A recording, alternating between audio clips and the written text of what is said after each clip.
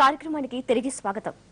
చాంద్రమానం ప్రకారం 12 నెలలు ఉన్నా ఒక్క కార్తీక మాసానే దీపాలు వెలిగిస్తాం. అంతటి ప్రాశస్త్యం ఒక్క ఈ మాసానికే ఎందుకు? కార్తీక మాసంలో ప్రతి దేవాలయం, ప్రతి ఇల్లు దీపాలతో ఎందుకు శోభిల్లుతుంది? కార్తీక మాసంలో సోమవారానికి ఎందుకంత విశిష్టత ఉంటుంది? అందుకే ఆ ఒక్కరోజు దీపం పెడితే అనంత పుణ్యం సిద్ధిస్తుందన్నది శాస్త్రోక్తి. ఏడాదంతా ఇంట్లో దీపాలు వెలిగించడం హిందూ సంప్రదాయం. కానీ ఏ నెలలో పెట్టిన దీపానికి ఆ నెల పేరు రాదు. మనకి ఆశ్వయుజ దీపం, భాద్రపద దీపం లేదు, కానీ కార్తీక దీపం మాత్రం ఉంది.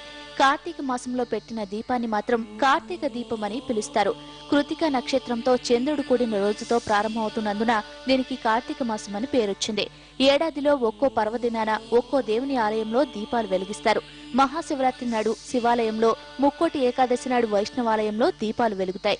కానీ ఒక్క కార్తీకంలో మాత్రం ఎటు చూసినా దీపమే కనబడుతుంది.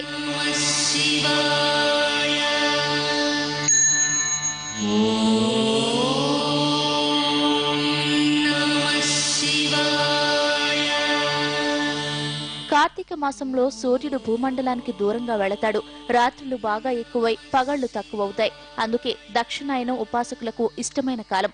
అందుకే కార్తీక మాసంలో భక్తి శ్రద్ధలతో పూజలు చేస్తారు. దీపాలు వెలిగించి పుణ్యఫలం కావాలని పరమేశ్వరుణ్ణి వేడుకుంటారు. అందులోనూ కార్తీక సోమవారం మరీ ప్రాశస్తమైంది. ఆ రోజుల్లో ఆలయాలు కిక్కిరిసిపోతాయి.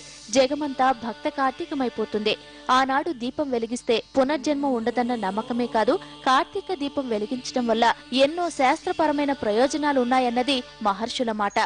నరకవాసం అత్యంత భయంకరము. లోకంలో ఎవరూ నరకంలో ఉండాలి అని కోరుకోరు.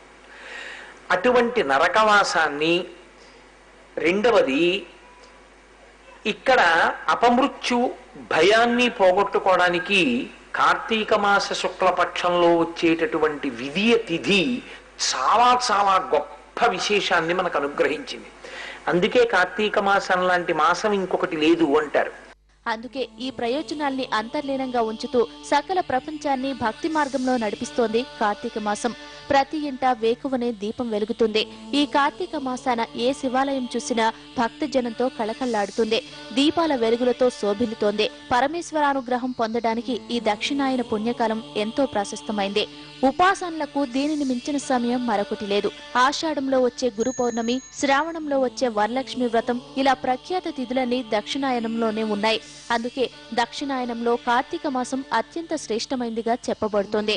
కార్తీక దీపాలను చూసిన చెట్లు, జంతువులు, కీటకాలకు కూడా పునర్జన్మ ఉండదంటే ఇక వాటిని వెలిగించిన వారికి దక్కే పుణ్యం ఎంతో మీరే ఊహించుకోండి. ఈ కాలంలో పితృదేవతలకు మోక్ష మార్గంలో వెళ్లేందుకు వీలుగా దారి చూపడానికి ఆముదపు కర్రలకు ఒత్తులు తగిలించి పైకి ఎత్తి చూపుతారు.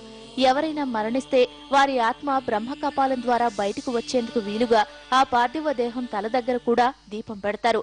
ఈ దీపాలు ఆరాధన చేయడం ద్వారా పితృదేవతలు, మనకి దీపావళి రోజున కూడా విశేషంగా దీపం పెట్టడంలో ఉద్దేశం ఏమిటి అంటే పితృదేవతలకి మనము ఆ ప్రయాణానికి దారి చూపించడం అనమాట.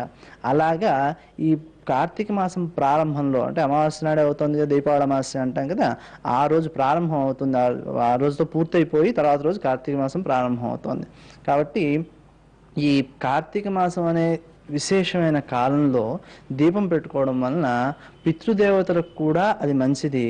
ఆ పితృదేవతలకు కూడా మోక్షము లభించడానికి తగిన మార్గాన్ని, జ్ఞానాన్ని అందించేది ఈ దీపం. కార్తీక మాసంలో చలి పెరుగుతుంది. దీనివల్ల రక్తనాళాలు సంకోచించి రక్తంలో కొవ్వు మెదడు, గుండె వంటి ప్రధాన భాగాల్లో పేరుకుపోతుంది. అది బ్రెయిన్ స్ట్రోక్, హార్ట్ అటాక్ వంటి ప్రమాదాలకు దారితీస్తుంది. ఇప్పుడు వాడుతున్న విద్యుత్ దీపాల వల్ల కాంతి తప్ప వేడి రాదు. కానీ దీపం వెలిగిస్తే కాంతితో పాటు వేడి కూడా పుడుతుంది. కార్తీక మాసంలో పెద్ద ఎత్తున దీపాలు వెలిగించడం వల్ల జనావాసాలుండే వాతావరణం వేడెక్కి ఇలాంటి ఆరోగ్య సమస్యలు దరిచేరవు. అందుకే ఋషులు ఈ కార్తీక మాసాన్ని అన్ని రకాలుగా అత్యంత ఔన్నత్యంగా విశదీకరించారు.